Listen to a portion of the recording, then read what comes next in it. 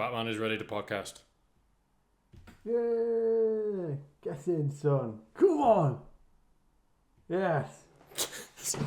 I was going to do a bit, but I don't really know where to go with it. So hello and welcome to the 5th episode of the Jambo Job podcast with me, Jambo, and Jard. We're doing a Halloween theme this week. If you can't tell by the get-ups, we don't dress like this every day. Only on Thursdays. Yeah, true. Only on Thursdays. Every Thursday I wear this Guy Fawkes mask. Yeah. Mask. People at work always find it very confusing. Probably because you wear a Guy Fawkes mask and no one can hear anything you say. You proud of that one? You proud of that joke? You proud of that? Yeah. Anyway, yeah. I'm going to take this off, I think. Yeah, I can't really hear you too well, and that's very good for a podcast in which you need audio. I could break her legs as Batman and it's fine. I could do it. The police will let me get away with it. I could. God. Like, Batman's done worse to less. You know, he's caught people jaywalking. He goes, "You jaywalking, I will break all of your legs." Batman does it. Have you ever seen the Arkham Asylum games? I've played them, yeah. Yeah, he kicks ass for no reason. I didn't check for the mouth hole on that. I just saw it. It was the last one on the shelf, and I thought, the last one. It's meant to be. These things are selling out. I better get it now, or that'll be it. And obviously, I had that idea for that sketch around the cube as well, which I'd like to do. At some point. Pube. The pube. The pube. Yeah. Can I have Philip Schofield in it though? Why not? Actually, no. He might actually be better for it. Yeah, he might be good for it now. If we do it within Halloween, it can be scary in a way. He'll be in the theme. But yeah, like I had a similar experience with this mask. I literally only got it today because I was in TK Maxx just knocking about, and I just seen it there, and it was calling to me like the Green Goblin mask. It was just there, and I thought I have to try it on, and it's child sized because like if I take my hood off, it doesn't really fit my head. It's a bit too snug. Perfect for this. Perfect for a podcast because you're covered up and then your mouth is still open, and you can. I know there's a lot of Halloween masks like that, but it's great. Yeah, I also did buy it because like I thought at some point we'll do a sketch with it. I just saw it and thought it's great. True. I'm gonna take it off as well because it's getting really hot. But that's Batman mask. I wasn't doing that the whole time. It's way too hot. I genuinely don't know how the actors do it where they wear the Batman mask the whole time. I quickly realised when I put that on, and it sort of has that cover that almost seals off here. I put my hood up, that it was starting to sweat. Yeah. And I thought, if I fart in this is going to sort of travel up and around, and there's no escape. Except for you'll see like green gas coming through the nose holes. You're going to like Dutch oven yourself. pretty much, yeah. God, so that was, it could have went a weird way, this podcast. So basically, this is going to be a Halloween one. We're going to have spooky themes, spooky things. And the first one I've got up, I actually got to get the list that I got up. Essentially, just make it a bit of a theme. First talking point I've kind of got is, what's your favourite Halloween movie? What's your favourite little spooky movie like to get you in the mood? God. Oh, what's it? I suppose to prefer Halloween itself. The film slasher is a great one, like Friday the 13th. You know those classic horrors like that with Jason, or like 70s and 80s films. Yeah, or they sort of have Nightmare on Elm Street. Yeah, they sort of have that different vibe to it. They have like that different like rawness and the grittiness to it. Like I know it's because it's on film, but like I think it's because like a lot of the effects are practical effects. Yeah. So everything's done there, like all like the fake, like blood and guts and gore and stuff, and like limbs coming off. It's all like prosthetics and it's all like a handcrafted. It's not just. Yeah, it makes a difference. It's not Scream. It's not like a Stranger Things where it's like a big CGI thing, which even that still looks good, but like it's not the same as like a real thing. Yeah, and I don't know what. They're just classics, aren't they? And so they're great to watch around this period. Or like Children of the Corn, all these these old ones, yeah. And I love the animated Scooby Doo movies, Scooby Doo and the Goblin King and stuff like that. I remember. I watched them as what well. Was it? Is it the Cyber Chase one? Cyber Chase is great. The Zombie Island one. Yeah, that was the first one where it was like real, like the zombies, like or like the instead of like the perps or like the purple doing like all the shenanigans. They usually pull the mask off them and like, oh, who's this behind this? And they try to pull the zombie's head off, and it actually comes off, and they're like, oh fuck, this is real. That's great. I remember I was like I think it was 5 when I watched it, and I was like, That's a it really like good. blew my mind Yeah. to like, oh my God, it's real. You Like, know what? I don't know if we had the conversation. I've mentioned this to you before. I know this is not like off topic, but it was like we said about how cartoons sometimes the food looks crazy. Yeah. And Fred on that film had this box of like cream filled donuts, but they were like round little donut. So Krispy Kreme did a little bites, Yeah, almost like glazed them. bites, Yeah. like them, but covered in bits of cream, like they've been cream pied with it. and they looked crazy. Like honestly, they were like filled. It looked great. A terrible way to put it, obviously, but I mean, you've really put me in the appetite for it by saying, yeah, I've got all these donuts. I've just been cream pieing them. I've just been round them in. You could have said, I'm very lonely this Halloween. You get, You know what I mean? no, but what I love is the live action Scooby Doo films. So good. They're fucking brilliant. The second one's great, but the first one is great. Spooky Island, it's a real place as well. Yeah. Like there's something about it. I know, like, I don't even know if it came out during Halloween, like when it originally came out. It might have been like a summertime like blockbuster thing, like kids out of school and stuff like that. That's a fantastic film. Oh my god, I absolutely so love good, it. Isn't it? I don't even care if it's a guilty pleasure at this point. That's a fucking I fantastic think film. it's brilliant. Honestly, I think it's great. Great casting it for it as well. And even like the second one does the right thing of making Scrappy Doo the villain. Yeah, Because everyone fucking hates Scrappy Doo. he's filling the first one. He's filling the first one. I can't remember the second or have I one mixed up? is. I can't remember the second one is. Well, the second one brings back actual creatures from the cartoons. I know there's like a knight. There's a scene I keep seeing on Instagram now of Fred jousting a knight on like a motorcycle with a big a bit like flagpole or something. Yeah, I the big don't know. I thing. can't remember. Like And it's a bit cringe now when you watch it when you're old and you go, oh, God, that's actually terrible. But again, it's great. It's live. It's a prop. Like it's not like CGI done. He was like, well, it's him or a stunt double. He's actually on that motorbike or on that thing he's riding. And he's like, I'm gonna get fucked up. I'm gonna get fucked up here. Yeah, exactly. I mean, and these are films that I would watch repeatedly when I was younger, all the time. Oh, they're great ones, to be fair. Do you know that I think it's like Fred and Velma, or is it Fred and Velma? They're married in real life. Yeah, the actors who played them in that film. Michelle Gellar and is it Freddie Prinze Jr. or Yeah, something like that? yeah, those two they're actually married in real life. Yeah, I always know him as that, and I know him as the Manny on Friends. Yes. The male nanny. Yeah, and then he did that one with Paul Walker as well. Is it? When they do a bet and then they have to take a girl to the prom that's like it's supposed to be not attractive, and then suddenly she is. Is it not another teenage film? Yeah, like, yeah, but that's the spin-off of it, the spoof of it. Oh, okay, yeah. okay. Because I thought that was the one with Chris Evans as well. Yeah, so they spoof that film. Oh, okay, so that's a spoof. Parody it. Okay. Oh. And so that was the original with him in it. No, okay. You know, God, I mean, you can tell she's not even. I mean, you know, they tried the best to make her look like unattractive or whatever. But then you kind of look and go, well, like, that was we were talking about this before, and like I know we're deviating from the topic a bit, but like it's almost scary in of itself. But when they try to de-age people, oh yeah, like we've just got finished watching the first series of Fallout, and like Fallout's it's not a horror series, but it's definitely grim. It's a very very grim thing. And one of the older characters in the later episodes, they try to de-age his face. And he just looks really smooth. Didn't look good. And that looks more terrifying than like a lot of the creatures in that show. Oh, God, just a very smooth looking man. Yeah. I guess, they didn't have... I mean, obviously, they would have had a huge budget for it. But when you see things like The Irishman and such, which de-age, De Niro and all them... Yeah. Really well. But, I mean, you could still see it. That's got more budget and time way bigger and budget stuff like that, yeah. Time. That's like a massive production. Fallout's a big production, but... It's probably not got the same budget. It's going straight to streaming services, so it's not got the same kind of budget. Yeah, it'll have like way more money going into that one. Yeah, pretty much. I'll tell you one horror film that I loved that I watched. I think I watched a couple of years ago. Was it Black Phone? Yeah, great one. Second one coming out about the guy abducting the kids and stuff like that, and like the van and everything. And what made it more scary for me was the fact that it could happen. Like that could really happen. Oh, yeah. Like things. Like horror films that are like not based in reality or based on true events, but like ones that are like feasible, like ones of like Insidious and like the Babadook and everything. Like don't really freak me out because this is just a big paranormal thing that's like not real, like ghosts, whatever.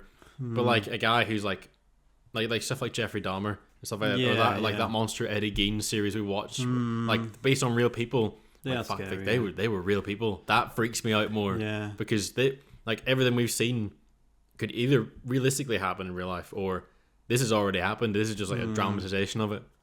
I always think, what if I was knocking about saying, oh no, this couldn't happen. Ghosts aren't real. Da, da, da. What if all the ghosts then went, he's knocking about saying ghosts aren't real.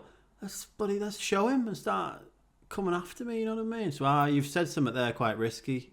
So you think it's like this thing's gonna start going like, maybe. Could happen. You've played a risky game there. Now all the ghosts are thinking, who's this prick sitting here? Who? Saying we're not real. What ghosts? I don't know who they are. They haven't revealed themselves yet. Now you've said that, they probably will. I'm gonna do like a WWE promo, like, or fight number, like, I see you, ghosts. I ain't scared of you. I ain't scared of none of you. Yeah, getting that. Who sings? That's the intro, innit? Yeah, WrestleMania. Yeah. I'd be like, if you're really about it, you'll meet me at WrestleMania 75. Like I'm like, oh yeah, steel chair. Yeah, I'll challenge these ghosts to a TLC match, table, ladders, and chairs.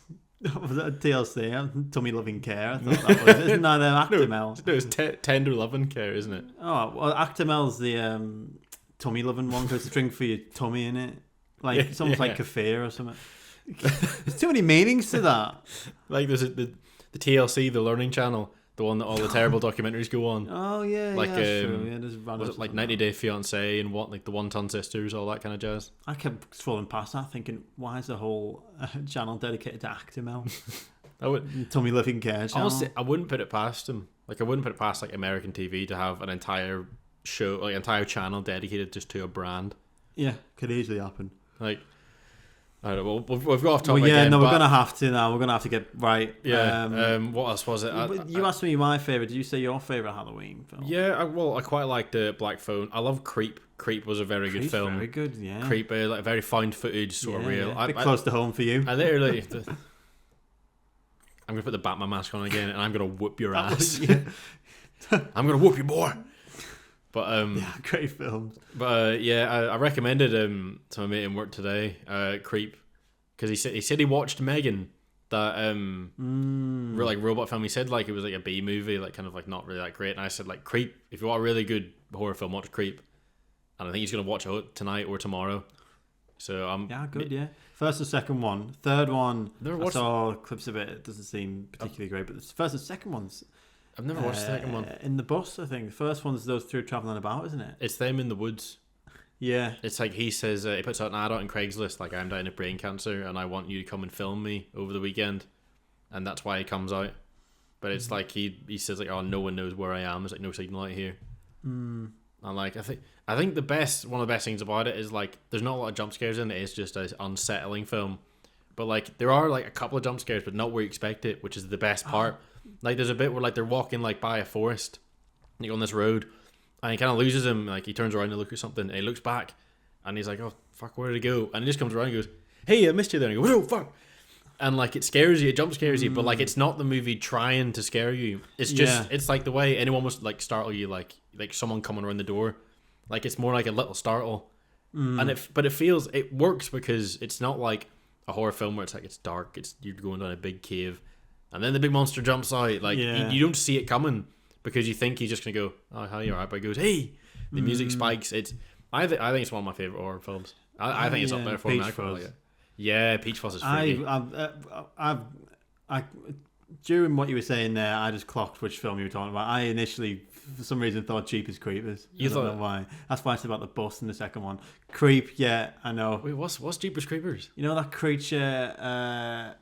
The first one has Justin Long in it, and they're traveling around this car, and so is the creeper, and it's this massive like winged creature that just kills people. Oh, okay. And the second one's got like these college kids in a bus, and now that's another two really good kind of Halloween kind of movies, and the third one as well.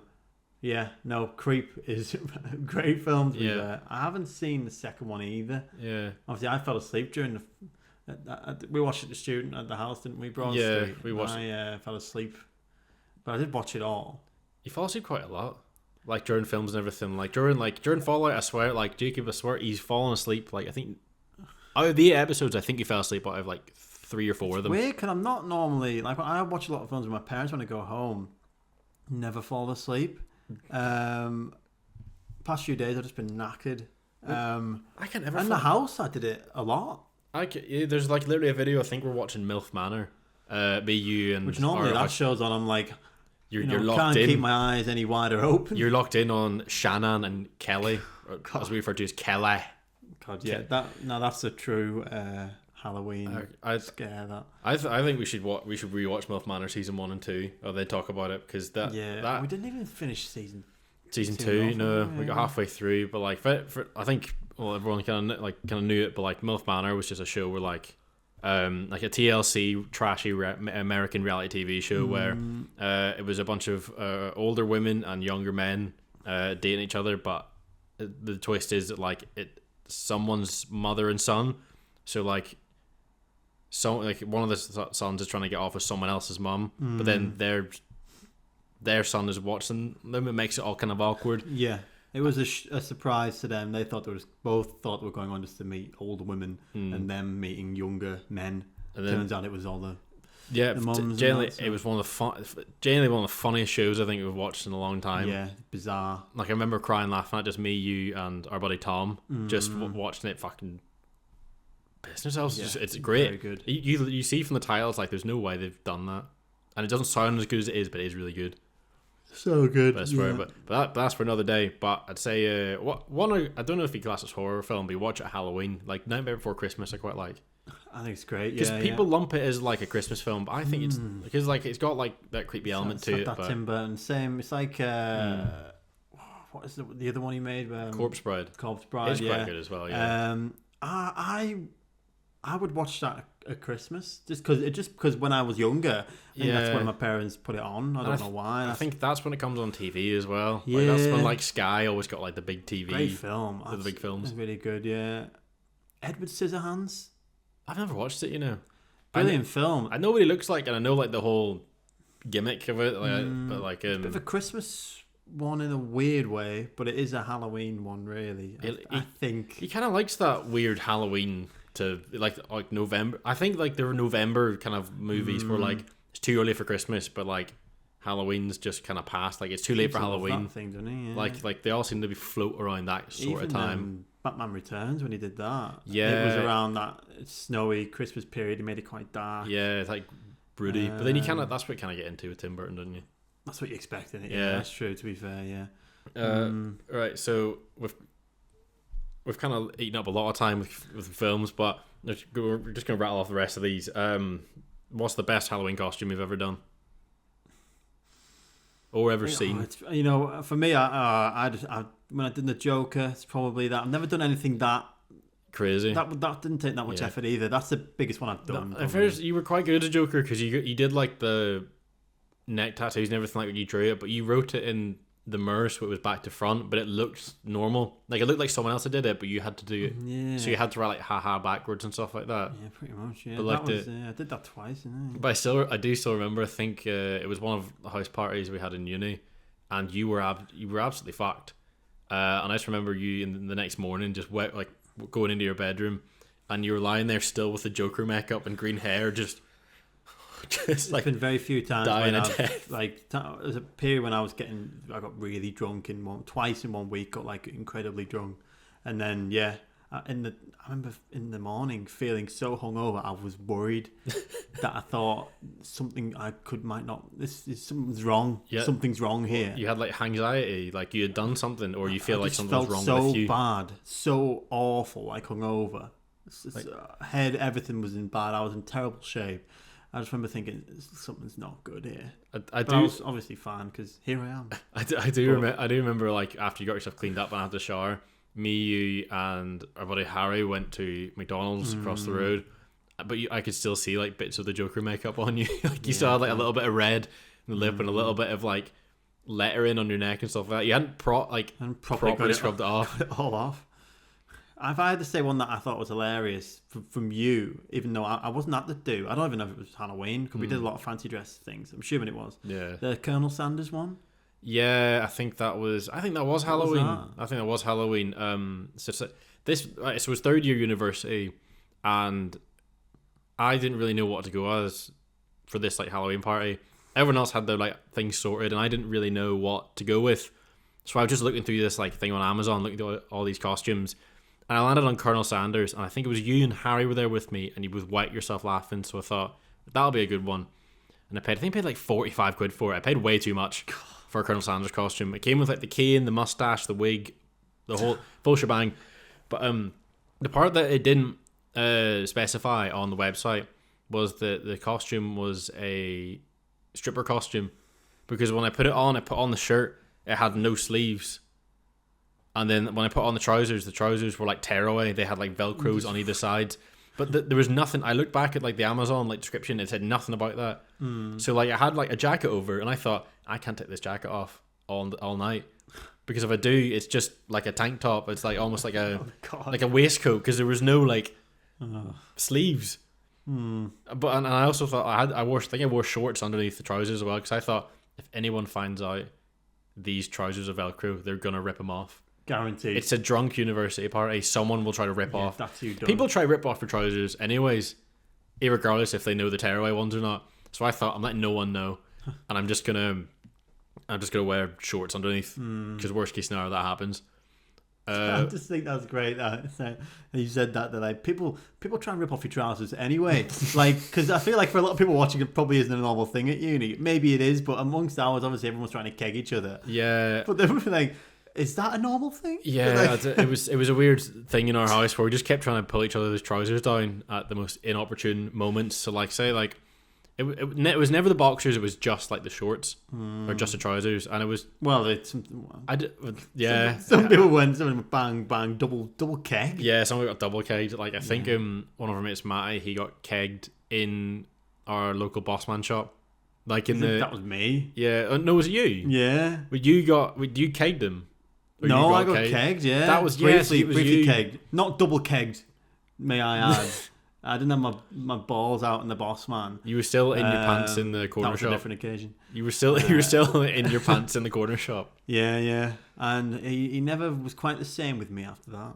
He did. I thought he like smiled at you, like he laughed at you a little bit. He did a little giggle, like hee hee. Yeah. You see me with your pants down, prick. But it's not his fault. He was a nice guy. Well, no, he thought he was class. But we're not going to get into the Bossman thing. Yeah, he thought he was a great. I don't know. He thought he was prestige level 1000 dark matter boss man. He thought he was. But anyway, I think. Well, one of my favorite ones I did was Hulk Hogan. So this is first year in university. Like I think we only known each other for like 2 months. Good ones, to be fair. We decided just to do wrestlers because I mean Matty looked like John Cena. That was it. And then I think our mate Tom said, "Oh, Jimmy, you should go as Hulk Hogan because you can shave your beard." And I went, "Fuck it, yeah." Shaved my beard to the handlebars, dyed them blonde. I got my flatmate to like dye them blonde, and my hair was already dyed blonde at that point, so I thought it kind of worked. I got the Hulk Hogan gear on. I had like the Hulkamania like tank top and bandana. I remember we went in. This was like just after lockdown as well, so you had to like book tables and reserve tables and stuff. Going into Student Union, and I think I walked in and went, "You got a table for 4 brothers?" Oh God! And I remember the guy just kind of went, walked up. He absolutely was not happy. I think Harry got a video of it, but like it's the sigh he gave. Like he didn't even go like, "Oh, that's good, man, Hulk Hogan." Yeah, he just kind of like this was at like 1 o'clock in the afternoon as well. This wasn't like late at night where he'd seen a bunch of costumes. I think we were the first in. Jeez, I didn't go to that one. I remember when you did Johnny Sins. Yeah, that was Byron's birthday. Okay. Because we had to do like by letter. So like I think our mate Dion went as David Beckham. So like Jay, you went as Joker. Like that was the theme of the party. Yeah. So I went as. Oh, sorry, am I boring you again? Yes. At first we thought to keep this spooky, we'd film it late at night. It's currently 11:45. Yeah. So fair enough. But anyways, back to Johnny Sins. Essentially, I just bought a ball cap and a name tag. And then because Johnny Skins, because we call him that as well. To be fair, it's not far from. It's one of his aliases. Because he's like everyone. Like the joke is, he's the most skilled man on the planet. You know, he's an astronaut, he's a teacher, he's a scientist. Because it was in our house.